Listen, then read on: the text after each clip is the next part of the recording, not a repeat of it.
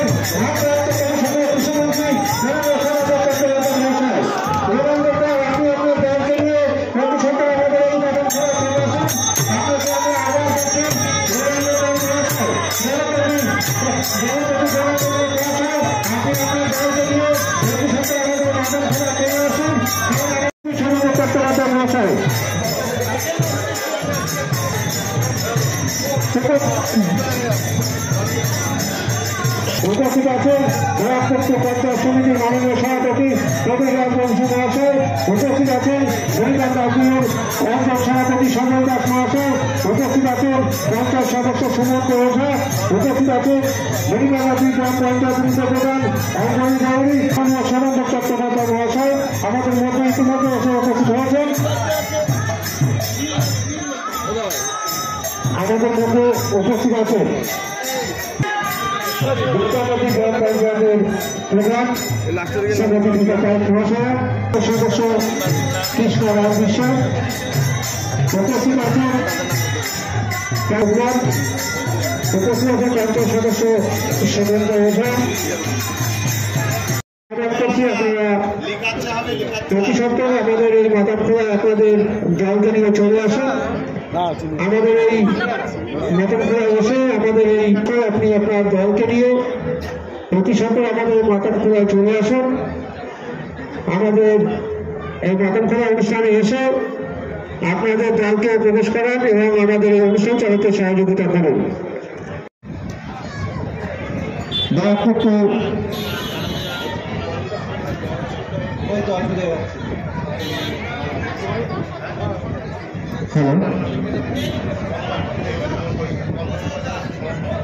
সজল দাস মহাশয়কে আমরা মঞ্চে আসার জন্য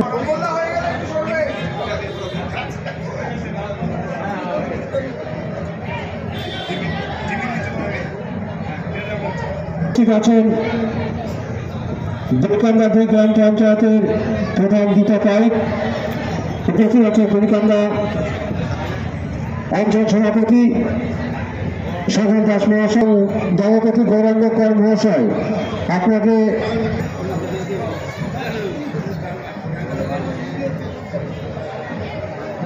যে সমস্ত মা বোনেরা আমাদের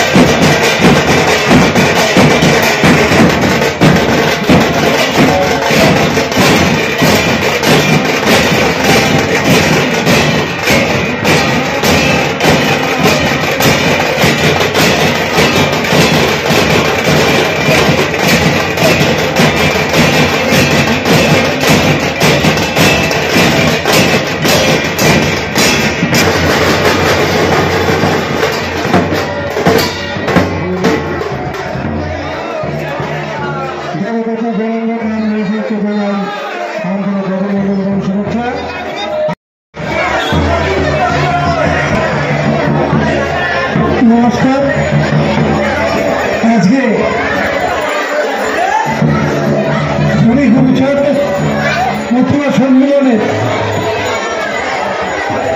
30তম বার্ষিক সম্মেলন। এই সম্মেলন উপলক্ষে যারা উপস্থিত হয়েছেন তাদের সকলকে জানাই আন্তরিক শুভেচ্ছা এবং আমার গুরু হরিচাঁদ এবং গুরুচাঁদের প্রতি আমার প্রণাম জানিয়ে আমি দু একটি কথা বলবো।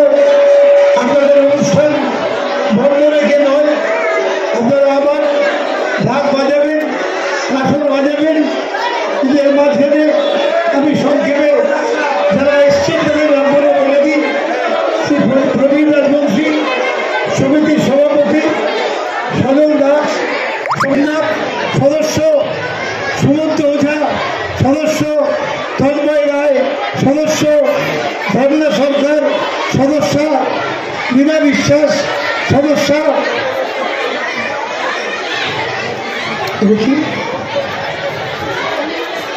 মণিমালা বিশ্বাস সদস্য, জয়গোপাল ভট্টাচার্য পৌরপিতা আছেন, মনোজ সরকার পৌরপিতা, সিদ্ধার্থ দে পঞ্চায়েত সদস্য আছেন। আপনারা সকলে আজকে কারো কারণ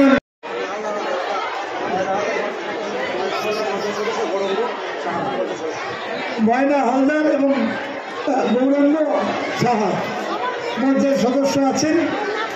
আমি এর আগেও গত 2.5 বছর 3 বছর আমি আপনাদের সঙ্গে আছি।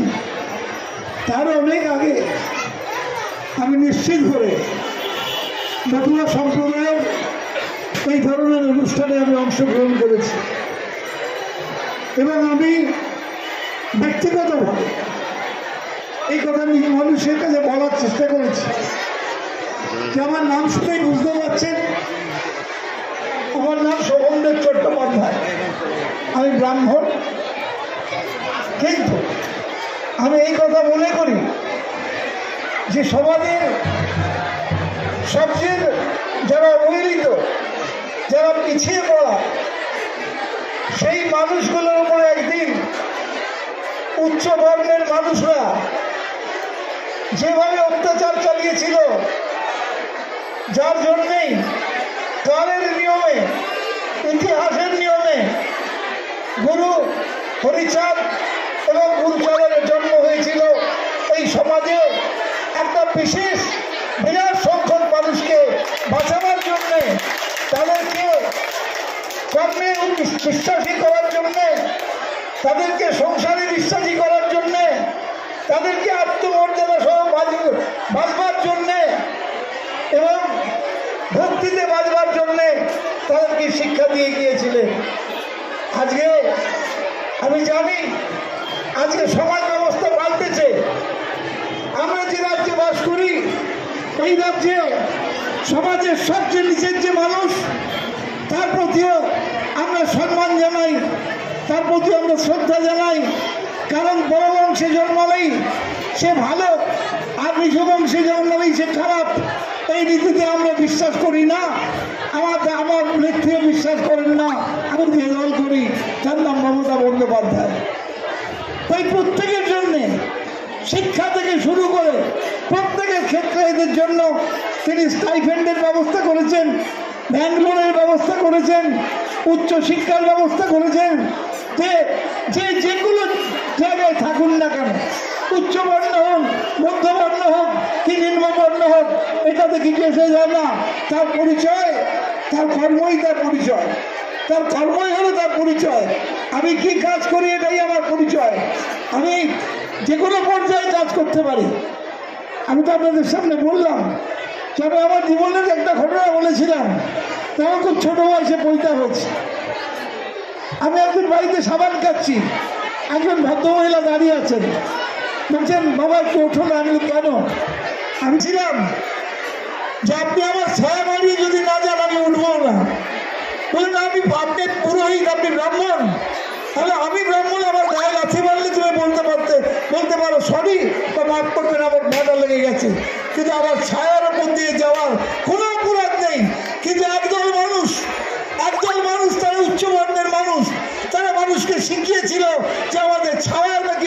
যায় না, আমি তার প্রতিবাদ করেছিলাম। যে মানুষ তো সে মানুষ আমার পাশ দিয়ে যেতে পারবে না, আমি কোনোদিন এসে বিশ্বাস করিনি। যদি আমি এখনো পুজো করি, কোথাও বাধা নেই। আমি মনে করি একটা বিরাট সম্প্রদায়, মতুয়া সম্প্রদায় বাংলাদেশে আছে, এখানে আছে, বাংলার বিভিন্ন প্রান্তে আছে, ভারতবর্ষের বিভিন্ন প্রান্তে আছে, বহু মানুষ আছেন। তারা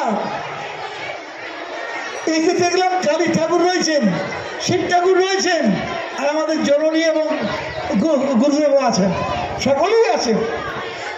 তো মানুষের এই যে ভক্তি, যেভাবে তারা বিশ্বাস করে, সেই বিশ্বাসে কারো বিশ্বাসে আঘাত করতে নেই, যে যেভাবে দেখে, যে যেভাবেই চিন্তা ঈশ্বরকে পেতে চায়, সে সেইভাবেই পাবে, ভক্তির মধ্যে দিয়ে পেতে চায়। আপনাদের গুরুদেব তিনি বলেছেন তো যে কর্মই ধর্ম, কাজের মধ্যে দিয়ে তোমার ধর্মকে পালন করো, সংসারের মধ্যে দিয়ে তোমার ধর্মকে পালন করো, তিনি বলেছেন। আর ভক্তির মধ্যে দিয়ে তুমি তোমার ধর্মকে পালন করো। আমি বিশ্বাস করি যে আপনারা যারা এই দেশে আছেন, আমি দীর্ঘক্ষণ বক্তৃতা করবো না, শুধু একটাই কথা আপনাদের কাছে বলবো, আপনারা এই দেশের মানুষ, আপনারা এই দেশের নাগরিক, আপনারা কম করে হলেও বহু প্রধানমন্ত্রী আপনারা তৈরি করেছেন, বহু মুখ্যমন্ত্রী আপনারা তৈরি করেছেন, আর আমার মতন এমএলএও আপনারা তৈরি করেছেন। আপনাদের পরিচয় নতুন করে দেওয়ার দরকার লাগবে না, আপনারা এই দেশের নাগরিক। অতএব আপনারা নতুন করে কেউ আমি নাগরিক নই, আমার নাগরিকত্ব দেওয়া হোক, এইটা দয়া করে বলবেন না। আপনাদের শতকোটিবার বলতে চাই, আপনারা নিজেদের পরিচয়টাকে লঘু করে দেবেন না। এইটুকু বলে আবার আমি আমার প্রণাম জানিয়ে হরিগুরুচাঁদ যার মন্দিরে গেছিলাম, প্রণাম করে এলাম, তার প্রতি আমার অন্তরের সমস্ত শ্রদ্ধা, সমস্ত ভক্তি, সমস্ত প্রণাম জানিয়ে আপনাদের সকলকে আমি দেখছিলাম কিভাবে আমি ঢাকা যাই, আমার পাড়ায় কালী পুজো হয়, আমি ঢাকা যাই, কিন্তু এইভাবে আমি পারবো না, আমার বয়সও হয়েছে আর আমার এই ক্ষমতাও নেই এইভাবে বানানো। এই মানুষের অদ্ভুত শক্তি দেন, যে গুরুকে মানেন, যে ঠাকুরকে মানেন, তিনি অদ্ভুত শক্তি দেন আপনাদের মধ্যে। এইভাবে ঘন্টার পর ঘন্টা নাচার যে ক্ষমতা, ভক্তিতে নাচার ক্ষমতা, এই ক্ষমতা সকলের হয় না। একান্তভাবে ঈশ্বরের কাছে নিজেকে সমর্পণ করতে না পারলে, গুরুর কাছে নিজেকে সমর্পণ, গুরু তিনিই হন, তিনি ঈশ্বরের সঙ্গে আপনার যোগাযোগ করিয়ে দেন। ঘটক তিনি হলেন ঘটক, মেয়ের সঙ্গে ছেলের বিয়ে দেওয়া যায়, করে দেওয়া ঘটক তো বলে। তো গুরু হচ্ছেন ঈশ্বরের সঙ্গে আপনার যোগাযোগ করিয়ে দেন। তাই আজকে যার উৎসব পালন করছেন, তিনি আর কেউ নন, ঈশ্বরের সঙ্গে আপনাদের যোগাযোগ করিয়ে দিয়েছিলেন। আজকেও যিনি গুরু আছেন, তিনি আপনাকে সবসময় চেষ্টা করবেন আপনাকে ঈশ্বরের সঙ্গে যোগাযোগ করিয়ে দেওয়ার জন্য। আমি এইটুকু বলে সবাই ভালো থাকবেন, সবাই সুস্থ থাকবেন। আর নতুন করে দয়া করে পরিচয় দেওয়ার দরকার নেই। আপনি কোথাকার মানুষ, আপনি এই দেশের মানুষ। শোভনদেব চট্টোপাধ্যায় যদি এই দেশের মানুষ হয়, আপনারা প্রত্যেকেই দেশের মানুষ, এই কথাটা মনে রাখবেন। এই দেশের নাগরিক আপনারা, এই নতুন করে নিজেকে পরিচয় দেওয়ার দরকার নেই। নমস্কার সবাইকে, আমার নমস্কার। উপস্থিত আমাদের পক্ষে বক্তব্য রাখা খুব কঠিন কাজ। আমি শুধু একটা কথাই বলবো যে হরিচাঁদের এই অনুষ্ঠান আগামী 1 মাস যাবৎ আমাদের এই অঞ্চলে প্রচুর হবে। আমরা একটাই আমাদের লক্ষ্য থাকবে যে হরিচাঁদ গুরুচাঁদ ঠাকুর আজকে পিছিয়ে পড়া মানুষের স্বার্থে যে লড়াই তিনি শুরু করেছিলেন, আজকে শুধু এরকম একটা অনুষ্ঠান করে দিয়েই আমাদের দায়িত্ব শেষ করলে চলবে না। তার যে মূল লক্ষ্য ছিল যে পিছিয়ে পড়া মানুষকে উচ্চশিক্ষায় শিক্ষিত করা, সেই সমস্ত মানুষকে সমাজের বুকে প্রতিষ্ঠিত করা, এটাই তার মূল লক্ষ্য ছিল। এবং এই রকম যত অনুষ্ঠান হবে, আমার বিশ্বাস এই অঞ্চলের মধ্য সম্প্রদায়ের মানুষ আরও সমাজের বুকে এগিয়ে আসবে, আরও সমাজের বুকে প্রতিষ্ঠিত হবে। এবং এই ধরনের অনুষ্ঠানের মধ্যে দিয়েই আমরা আরও জাগ্রত হব। আমরা যেন এই চিন্তা ভাবনা সবসময় করে থাকি যে হরিচাঁদ গুরুচাঁদকে যদি আমরা সত্যিই সম্মান জানাতে চাই, তাহলে আমাদের ঘরের সন্তানদের উচ্চশিক্ষায় শিক্ষিত করে আমরা যদি সমাজের বুকে প্রতিষ্ঠিত করতে পারি তাহলেই আসল হরিচাঁদ গুরুচাঁদ ঠাকুরকে আমরা সম্মান জানাতে পারবো। আমরা আগামী দিনে সেই লক্ষ্যে আমাদের লক্ষ্য থাকবে আমাদের ঘরের প্রত্যেকটা সন্তান যেন উচ্চশিক্ষায় শিক্ষিত হয়ে আমরা হরিচাঁদ গুরুচাঁদের প্রতি আসল সম্মান জানাতে পারি। প্রত্যেককে শ্রদ্ধা জানিয়ে আমি আমার ক্ষুদ্র বক্তব্য শেষ করলাম। ধন্যবাদ। বন্ধুবর ননী দেউড়ি, মঞ্চে উপস্থিত আমাদের সকলের অভিভাবক, খড়দা বিধানসভার বিধায়ক, পশ্চিমবঙ্গ সরকারের ভারপ্রাপ্ত কৃষি ও পরিষদীয় মন্ত্রী শোভনদেব চট্টোপাধ্যায়, আছে ব্যারাকপুর টু পঞ্চায়েত সমিতির সভাপতি কবির রাজবংশী, উপস্থিত আছে বিলকান্দা টু গ্রাম পঞ্চায়েতের পঞ্চায়েত প্রধান দীপা পাইক, বিলকান্দা টু গ্রাম পঞ্চায়েতের উপপ্রধান অঞ্জলি দেউড়ি, আছে নির্বারপুর পৌরসভার পৌরপিতা জয়গোপাল ভট্টাচার্য, আছে বন্ধুবর নির্বারপুর পৌরসভার পৌরপিতা মনোজ সরকার। তাও আমাদের এই কামারগাদি কলোনিতে এই বাৎসরিক অনুষ্ঠান প্রত্যেক বছরের নয় এই বছরও অনুষ্ঠানটা করছে আমাদের এখানকার যারা এই কমিটির সদস্যরা আছে তারা। এখানে এই অনুষ্ঠানটা বিগত 4-5 বছর ধরে বন্ধ ছিল একটা দুর্ঘটনা ঘটার জন্য। 2021 সালে এই এলাকার মানুষদের সাথে কথাবার্তা বলে, তার মধ্যে মঞ্চে অনেকেই আছে, কালিদাস আছে, নিচে আছে কালিদাস আছে, রঞ্জা আছে, নমিদা আছে, রমেশ দা ছিল, আমাদের সুব্রত ছিল, এরকম অনেক লোকের সাথে আমরা, সুমন্ত দা আছে, অনেক লোকের সাথে আমরা কথাবার্তা বলে এই 4-5 বছর অনুষ্ঠানটা বন্ধ থাকার কালীন এই এলাকার যারা মানুষরা আছে তারা বলছিল আমাদের এখানে একটা বাৎসরিক অনুষ্ঠান হতো, একটা দুর্ঘটনা ঘটার জন্য, তার জন্য আমরা অনুষ্ঠানটা বন্ধ করে দিয়েছিলাম, অনুষ্ঠানটা করতে হবে। তখন আমরা সবার সাথে আলোচনা করে পুনরায় 2021 সাল থেকে আমরা এই অনুষ্ঠানটা আবার চালু করি। আমাদের এখানে যারা মতুয়া সম্প্রদায়, নমসূত সম্প্রদায়ের মানুষরা আছে তারা সবাই জানে আমাদের যিনি গুরুদেব, যার নীতি আদর্শ মেনে আমরা সব জায়গায় চলছি, শ্রী হরিচাঁদ ঠাকুর, শ্রী গুরুচাঁদ ঠাকুর, শান্তিমাতা। আমাদের ঠাকুরের একটা বাণী ছিল, খাও চাই না খাও ছেলে মেয়েদের শিক্ষিত বানাও। আমরা দেখছি আমাদের ঠাকুরের বাণী শুধু আমাদের নমশূদ্র সম্প্রদায়ের মানুষের জন্য না, সমাজের পিছিয়ে পড়া সব সম্প্রদায়ের মানুষদের জন্য ওনার এই বাণীটা ছিল। কিন্তু আমরা দেখছি এখন মাঝে মাঝে এটা একটা রাজনৈতিক মঞ্চও না, একটা ধর্মীয় অনুষ্ঠান, কোনো একটা প্রতিষ্ঠান থেকে অনুষ্ঠানটা করছে, এখানে রাজনৈতিক বক্তব্য রাখা উচিত না। আমরা ভারতবর্ষের নাগরিক, এখানে যারা প্রত্যেকটা মানুষ আছে প্রত্যেকটা মানুষই ভারতবর্ষের নাগরিক। এই মানুষদের ভোটে একটা এই পার্টির পঞ্চায়েত মেম্বার তৈরি হয়েছে। আমার মতন একটা পঞ্চায়েত সমিতিতে দাঁড়ানো একটা প্রার্থীকে এনারা ভোট দিয়ে জিতিয়েছে, জেলা পরিষদে জিতিয়েছে। আমাদের মঞ্চে উপস্থিত আছে আমাদের খড়দা বিধানসভার বিধায়ক, রাজ্যের কৃষি ও পরিষদীয় মন্ত্রী শোভনদেব চট্টোপাধ্যায়কে 2021 সালে উপনির্বাচনে 96,000 ভোটে আমাদের এই খড়দা বিধানসভা থেকে জিতিয়েছিল। তার থেকে এই বিলকান্দা টু অঞ্চলে প্রায় 17,000 ভোটে এখান থেকে জিতিয়েছিল আমাদের বিধায়ককে। সৌগত রায়কে এখান থেকে আমাদের জিতিয়েছিল। তারপরে আমরা শুনছি ভারতবর্ষের একটা দল, সেই দলের কিছু লোক বলছে আমাদের ভোটে তারা জিতে যাওয়ার পরে বলছে আমরা এখানকার নাগরিক না, আমাদের নতুন করে নাগরিক নিতে হবে। আমাদের এখানে যারা মতুয়া সম্প্রদায়ের মানুষরা আছে তাদের শুধু এটুকু বলতে চাই, আগামী দিনে অনুষ্ঠান থাকবে না, আমরা পাড়ায় আসবো, আমাদের এখানে যারা জনপ্রতিনিধিরা আসবো, আপনাদের সাথে আমরা কথাবার্তা বলবো। আমরা দেখছি যে বিলটা, যে গ্যাজেটটা পাস হয়েছে, আমাদের মতুয়া সম্প্রদায়ের মানুষ যারা অল ইন্ডিয়া মতুয়া মহাসংঘ থেকে মতুয়া সংঘটা দেখে, তাদের কথা ছিল নিঃস্বার্থে নাগরিকতা দিতে হবে। কিন্তু এই সিএ গ্যাজেট পাস হওয়ার পরে সেই বিলগুলো যখন বেরিয়েছে, সেই বিলের মধ্যে যেগুলো লেখা আছে খুব ভয়ঙ্কর জিনিস।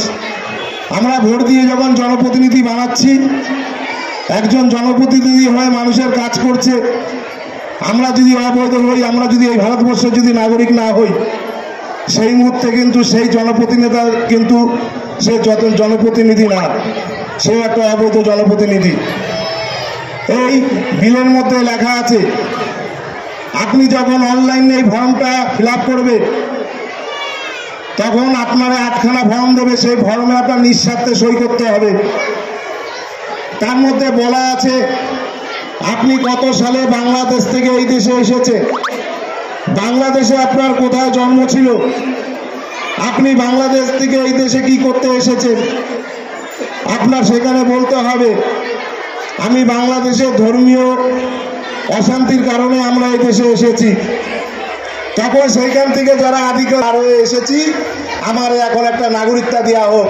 আমাদের ভোটার আই কার্ড আছে, আমাদের আধার কার্ড আছে, আমাদের প্যান কার্ড আছে, আমাদের রেশন কার্ড আছে। আমরা পশ্চিমবাংলা সরকারের যাবতীয় যা সরকারি সুযোগ সুবিধা সব আমরা পাচ্ছি। কেন আমরা নতুন করে নাগরিকতা নেব? আমরা আপনাদের কাছে আসব, এত কথা বলার সুযোগ পেলাম কেন? দল এখনো ঢোকেনি। দল ঢুকলে আমরা এই সমস্ত কথাবার্তা বলার সুযোগ পেতাম না। আজকে 3 দিন ধরে এই অনুষ্ঠান হয়ে যাওয়ার পরে আমাদের এই কামারগাতি কলোনি, আমার এই পাড়ার যারা মানুষরা আছে সেই মানুষদের ডেকে আমরা বসে আমরা এই সিএ নিয়ে আলোচনা করব। এইটুকুই আপনাদের বলার। সবাইকে ধন্যবাদ, ভালোবাসা, সম্মান জানিয়ে আমার এই সংক্ষিপ্ত বক্তব্য শেষ করলাম।